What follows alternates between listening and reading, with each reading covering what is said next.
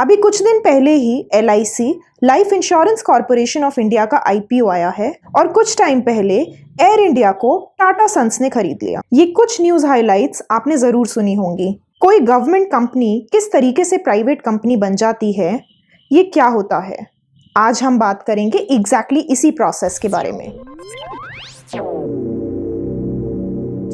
So today we will try to understand what disinvestment is, a brief history about it and how does it impact our economy। हमारी government ये disinvestment क्यों करती है।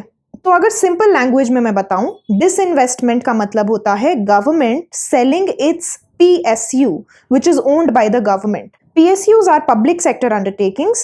These are companies जो government controlled होती हैं। इसको finance या इकोनॉमिक्स की लैंग्वेज में आप ऐसे भी बोल सकते हैं, government liquidating its share holding in a government entity और अ पब्लिक सेक्टर अंडरटेकिंग। ये PSUs या public sector undertakings Indian economy में इंडिपेंडेंस के टाइम से हैं। बेसिकली जब इंडिया को इंडिपेंडेंस मिली थी तो हमारे इनिशियल कुछ प्लान्स में इंडस्ट्रियलाइजेशन पे बहुत फोकस था और उस टाइम के प्राइम मिनिस्टर पंडित जवाहरलाल नेहरू ने पब्लिक सेक्टर एंटरप्राइजेज या पब्लिक सेक्टर अंडरटेकिंग्स को इस्टेब्लिश किया था। नाउ अब आप सोचोगे कि गवर्नमेंट ऐसा क्यों करती है, गवर्नमेंट अपने कंट्रोल्ड PSUs को किसी और के हाथ में क्यों देती है। One of the most common reasons कि गवर्नमेंट ऐसा करती है is because maybe the government wants to come out of that particular business and provide other goods and services and focus on other social sectors like health, education, infrastructure। दूसरा reason हो सकता है कि government owned company may be loss में चल रही है और गवर्नमेंट अपने फाइनेंशियल बर्डन को कम करने के लिए उस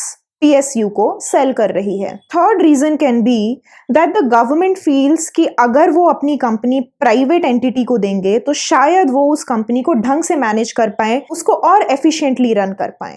now let's go back in the history and try to understand कि इंडिया में ये कब से हो रहा है और क्या ये सक्सेसफुल होता भी है या नहीं। So India got its independence in 1947 and in 1991 India ने एक बहुत बड़ी इकोनॉमिक क्राइसिस फेस करी थी जिसको हम BOP क्राइसिस या बैलेंस ऑफ पेमेंट क्राइसिस के नाम से जानते हैं। This kind of crisis usually occurs when the government does not have enough money to pay for its imports. जो गवर्नमेंट इंपोर्ट करती है बाहर की कंट्रीज से, उसका पेमेंट करने के लिए जब गवर्नमेंट के पास पैसे नहीं होते हैं, फॉरेन रिजर्व्स खत्म हो जाते हैं, then this kind of crisis occurs. और 1991 में इंडिया ने एक मेजर क्राइसिस फेस करी थी। नाउ इन 1991 जब गवर्नमेंट को रियलाइज हुआ कि उनके पास बिल्कुल भी फॉरेन रिजर्व्स नहीं बचे हैं, then they came up with the idea of disinvestment. And it started on a very small level, but then it started picking up its pace slowly and gradually। Starting में इस concept को लेके थोड़ा resistance था, लेकिन eventually everybody accepted it। In fact, 1999 में एक separate ministry बनाई गई to handle disinvestments। And then in the next 5 years, many deals started happening between the government and the private sector। कुछ सालों पहले ही 2014 में एक न्यू डिसइन्वेस्टमेंट पॉलिसी को लाया गया और नीति आयोग को ये पावर दिया गया कि वो गवर्नमेंट को recommendations दे regarding disinvestment।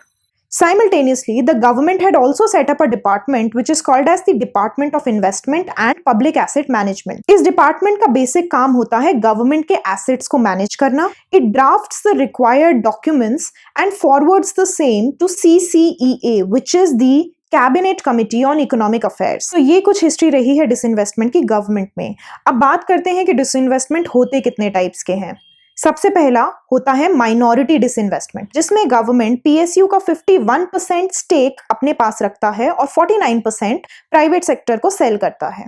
इसको माइनॉरिटी डिसइन्वेस्टमेंट इसलिए बोला जाता है क्योंकि इस डिसइन्वेस्टमेंट में प्राइवेट सेक्टर माइनॉरिटी में होता है और उस PSU का मैनेजमेंट या कंट्रोल गवर्नमेंट के हाथ में ही होता है। नाउ जरूरी नहीं है कि गवर्नमेंट हमेशा 51% स्टेक रखेगी, गवर्नमेंट स्टेक ज्यादा भी रख सकती है। फॉर एग्जांपल जो अभी रिसेंटली LIC का IPO निकला है, उसमें गवर्नमेंट का स्टेक अबाउट 97% और सिर्फ 3% स्टेक प्राइवेट एंटरप्राइजेस के लिए ओपन करे गए। सेकंड डिसइन्वेस्टमेंट होता है जिसमें गवर्नमेंट 50% से ज्यादा स्टेक प्राइवेट सेक्टर को देता है and obviously this kind of disinvestment is called as majority disinvestment। It is also called as strategic disinvestment। इसमें PSU का कंट्रोल प्राइवेट सेक्टर को दिया जाता है and that is why it is also called as privatization. जो third case होता है उसमें 100% stake private sector को दिया जाता है and it is called as complete privatization. Now let's take few examples of disinvestment that have happened in the past and try to understand कि क्या ये successful थे या नहीं. Now इस कंपनी का नाम सभी लोगों ने सुना होगा, Tata consultancy services, TCS, but ये हमेशा से TCS नहीं थी. It was earlier called as CMC limited, जो कि एक गवर्नमेंट ओन्ड कंपनी थी. 2003 में गवर्नमेंट ने इस कंपनी के 51% स्टेक टाटा सन्स को सेल करे and that is how it became TCS and now one of the most profitable companies that we have in India. Another example is Hindustan Zinc, जो कि एक PSU था जिसको Sterlite Industries ने खरीद लिया था. And today, Sterlite Industries is India's second largest zinc lead miner. Similarly, 2001 में Sterlite Industries ने एक और government owned PSU खरीदा था जिसको हम BALCO के नाम से जानते हैं, भारत एल्यूमिनियम कंपनी लिमिटेड, जिसका 51% स्टेक, मैनेजमेंट और कंट्रोल Sterlite Industries को दे दिया गया था. इंडियन पेट्रोकेमिकल्स भी सेल करा गया था रिलायंस इंडस्ट्रीज को, जो कि आज एक बहुत बड़ी कंपनी है. रिसेंटली आपने सुना होगा that air India was going through a lot of losses, around 70,000 crore rupees. Even Air India was disinvested and sold to Tata Sons.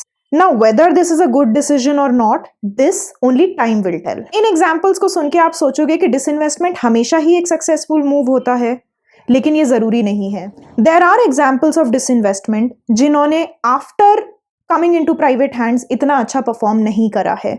One such example is VSNL, विदेश संचार निगम लिमिटेड, जिसको Tata sons को cell करा गया था, and after disinvestment it hasn't performed that well. Even today there are many PSUs like BSNL, ONGC, HCL which are loss making PSUs, and don't be shocked if you get to know that these companies are also getting disinvested in future. LIC, जो government बहुत time से सोच रही थी disinvest करने का, अब finally disinvest हो चुकी है. This disinvestment was the biggest one in India and it was part of the budget agenda of this financial year. Government ने इस ईयर 65,000 crore का टारगेट लिया हुआ है, which is on a conservative side as compared to the previous years. Last financial year का target था 1.7 लाख करोड़ और उससे पिछले साल का टारगेट था 2.1 लाख करोड़. सो अगर हम कंपेयर करें प्रीवियस ईयर से, सो डेफिनेटली इस साल का टारगेट पिछले सालों से कम है. ऐसा टारगेट गवर्नमेंट ने फाइनेंशियल ईयर 16-17 में लिया था.